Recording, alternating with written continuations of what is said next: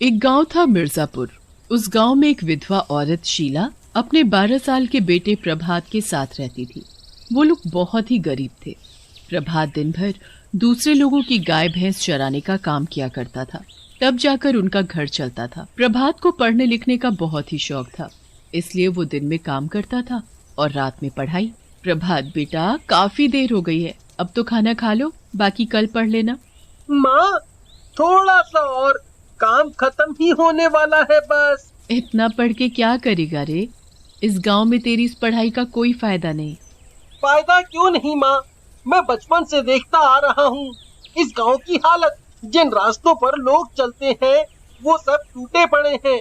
आने जाने वालों के आए दिन चोट लगती रहती है, और तो और जानवरों के भी चोट आ जाती है, क्योंकि उन रास्तों पर नुकीले पत्थर पड़े हैं। और माँ, मैं इस गांव में एक हॉस्पिटल बनवाना चाहता हूँ, ताकि गांव के लोगों को शहर ना भागना पड़े। यही मेरा सपना है। इसीलिए माँ, मैं खूब पढ़ना चाहता हूँ और गांव का विकास करना चाहता हूँ। मेरे बेटे की सोच बहुत ऊंची है। हे ऊपर वाले, मेरे बेटे की सभी मनोकामना पूरी करना। पर ये इस गांव में रहते हुए मुमकिन नहीं है। मैं अपने बेटे को शहर भेजूंगी पढ़ने के लिए, ये तभी मुमकिन हो पाएगा। अगले दिन शीला अपना मंगलसूत्र बेच आती है, ताकि उन पैसों से वो प्रभात को शहर भेज सके पढ़ने के लिए। प्रभात बेटा, तुम इस गांव में रहकर अपनी पढ़ाई पूरी नहीं कर सकते, इसलिए मैंने तुम्हारे शहर जाने का पूरा बंदोबस्त कर दिया है। अब से तुम वहीं पढ़ोगे और वहीं रहोगे। क्या सच में? पर माँ, इतने पैसे कहाँ से आएंगे तुम्हारे पास? तुम्हारे बाबा की जो आखिरी निशानी थी ना मेरे पास, वो मंगलसूत्र, वो मैंने बेच दिया। उनके जाने के बाद अब उसका मैं करती भी क्या? तुम्हारी पढ़ाई ज्यादा जरूरी थी। माँ, तुम कितनी अच्छी हो। तुम देखना माँ, जब मैं शहर से आऊंगा इस गांव में वापस गांव की हालत बदल दूंगा। शहर जाकर अपनी माँ को तो नहीं भूल जाओगे ना तुम? कभी नहीं माँ। फिर क्या था, शीला प्रभात को ट्रेन में बिठाकर उसे अलविदा कर देती है। ऐसे ही दिन बीतते गए, सालों गुजर गए। पूरे 12 साल बाद आज वो दिन आ ही गया। प्रभात अपनी पढ़ाई पूरी कर चुका था। शहर में प्रभात अपने सर मुकुल से गांव जाने की बात करता है और उन्हें वो सब बताता है जो वो चाहता था। मुझे तुम पर बहुत गर्व है प्रभात बेटा। जो सोच तुम लेकर आए थे उसी पर तुम अभी तक टिके हो। अब जाओ अपने गांव, पूरा करो अपना सपना। तुम्हें कभी भी मेरी जरूरत हो तो बेखौफ बोल देना। सर, आपने हर कदम पर मेरा साथ दिया। आपके बिना ये संभव नहीं था। जाने से पहले चलो, आज मैं आपको एक एप्लीकेशन के बारे में बताना चाहती हूँ जिस पर आप गेम खेल के पैसे कमा सकते हो। इसका नाम है 1x Bet। मेरे सब्सक्राइबर के लिए एक अच्छी ऑफर ये है कि अगर आप 10,000 रुपए डिपॉजिट करते हैं तो आपको 130% तक का बोनस मिलेगा हमारे इस प्रोमो कोड को यूज करके। तो और एक गुड न्यूज, हमारे पेज को लाइक, शेयर एंड कमेंट करके जीत सकते हो आप iPhone 14। तो दोस्तों, जाओ डिस्क्रिप्शन में ऐप डाउनलोड करो एंड रजिस्टर करके खेलो और पैसे कमाओ। आपका आशीर्वाद चाहूंगा। मेरा आशीर्वाद तुम्हारे साथ सदा रहेगा। आज प्रभात पूरे 24 साल का हो चुका था। वो अपने गांव जाने के लिए बेचैन था और अपनी माँ से मिलने के लिए। प्रभात ट्रेन में बैठा हुआ बस अपनी माँ के बारे में ही सोच रहा था। पूरे 12 साल बाद मैं अपनी माँ से मिलूंगा आज। इतने सालों बाद कैसी दिखती होगी वो। बिना बताए जा रहा हूँ वहाँ। मुझे देखेगी तो खुशी से पागल ही हो जाएगी वो। तभी ट्रेन में एक जोरदार धमाका सा होता है और ट्रेन पटरी से उतरकर नदी में गिर जाती है। पूरी ट्रेन के नदी में गिरने से उसमें बैठे सभी लोग मर जाते हैं। सबके साथ प्रभात की भी मौत हो जाती है। प्रभात मरने के बाद भूत बन जाता है। खुद को मरा हुआ देख प्रभात बहुत रोता है। ये क्या हो गया? सब बर्बाद हो गया। अब कैसे मेरा सपना पूरा होगा? कैसे मैं अपनी माँ से मिलूंगा? और वो कितनी दुखी होगी मेरे मरने की खबर सुनकर। हे ऊपर वाले, तूने मुझे ये कैसा रूप दे दिया? ये खिलौना भूत वाला रूप लेकर मैं क्या करूंगा? तभी प्रभात बने भूत के कंधे पर कोई हाथ रखता है। प्रभात पीछे मुड़कर देखता है तो एक सफेद दाढ़ी में साधु बाबा खड़े होते हैं। दुखी मत हो तू, जो तू चाहता है उस काम को पूरा करने के लिए ही भगवान ने तुझे मरने नहीं दिया। तेरा सिर्फ शरीर मरा है, तेरी आत्मा नहीं। तू इसी रूप में अपना सपना पूरा कर। पर बाबा, इतना बोलते ही साधु बाबा वहां से गायब हो जाते हैं। वो कोई साधारण बाबा नहीं थे, वो मुझे आगे बढ़ने की हिम्मत दिला गए हैं। प्रभात का भूत सीधा गांव पहुंच जाता है। सामने से उसकी माँ अपने सिर पर मटके में पानी भरकर ला रही होती है। तभी शीला एक पत्थर से टकराती है और गिर जाती है। हाय हाय रे, मर गई रे। ये कमबख्त रास्ता जाने कब सुधरेगा। मटका भी फूट गया मेरा। पर एक दिन मेरा बेटा शहर से आएगा और सब ठीक कर देगा। पेड़ के पीछे छुपकर भूत देख रहा होता है।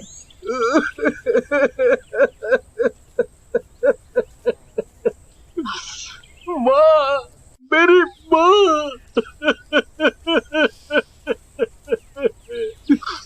ये रूप लेकर कैसे जाऊं माँ के पास? बेचारी नीचे गिर गई और मैं उसे उठा भी नहीं पाया। पर मैं क्या करूं? पर गांव में हर तरफ भूत की ही चर्चा होने लगी। सुना है कि हमारे गांव में भूत है। ऐसा तो पहले कभी नहीं सुना और ना कभी हमने भूत को देखा है। हम सच बोल रहे हैं सरपंच जी, अभी भूत यहीं था। अगर ये सच है तो मैं सभी से बोलता हूँ कि अपना और अपने बच्चों का ध्यान रखें। भूत के दिखते ही शोर जरूर मचाना। वहां भूत एक पेड़ के नीचे बैठकर रो रहा होता है। तभी वहां उसके सामने वही साधु बाबा प्रकट हो जाते हैं। बस इतने पर ही हिम्मत हार गए। अपनी माँ से किया हुआ वादा भूल गए गांव को सुधारने का। बाबा, मैं बहुत बेबस हूँ। बिल्कुल सामने होते हुए भी अपनी माँ को माँ नहीं बुला पाया। मैं टूट चुका हूँ। ये सब मुझसे नहीं होगा, नहीं होगा। ये जरूर होगा। मैं तुम्हें आशीर्वाद देता हूँ। आते वक्त मेरे सर ने भी मुझे आशीर्वाद दिया था आगे बढ़ने का। अब वो ही मेरी मदद करेंगे। बाबा वहां से जा चुके थे। फिर भूत सीधा शहर जाता है अपने मुकुल सर के पास। मुकुल सर भूत को देखकर थर-थर कांपने लगते हैं। मैंने कुछ नहीं किया। मुझे मत मारो, मुझे मत मारो। सर, आपको मुझसे डरने की कोई जरूरत नहीं। तुम मुझे सर क्यों बोल रहे हो? सर, मैं हूँ प्रभात। जाते वक्त मेरी ट्रेन गहरी नदी में गिर गई। सभी लोगों के साथ मैं भी मर गया और भूत बन गया। प्रभात की ये बातें सुनकर मुकुल सर की आंखों में आंसू आ गए।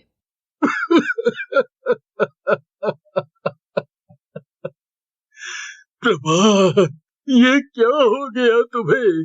तुम मेरे स्टूडेंट ही नहीं, मेरे बेटे जैसे थे।